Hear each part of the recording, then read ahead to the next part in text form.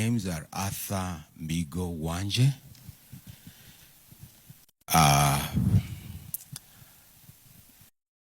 Meshak Opio amekuwa mshirika wangu, deacon wa kwangu wa nguvu, ambaye amenisaidia kusimamisha kanisa from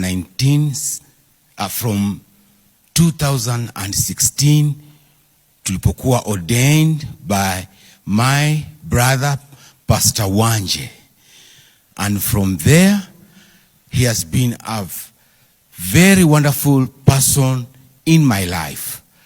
Ameinua maisha yangu wakati nilipokuwa ninapata shida ya kuongoza hilo kanisa. Jua katika kanisa la Vishambani na wengi ni wa kabila moja, inakuwa ni vigumu kabisa kuwaongoza watu. Lakini nilipokuwa na huyu kutoka Nyanza katika kundi langu, amekuwa msaada mkubwa. Namshukuru, amelisimamisha kanisa, na nimesikitika kuona kwamba kijana wake tumempoteza. Kijana wake amekuwa Sunday school, amesoma primary, secondary mpaka university akiwa mshirika wangu. So tunasikitika, tumekuja kwa huzuni kubwa.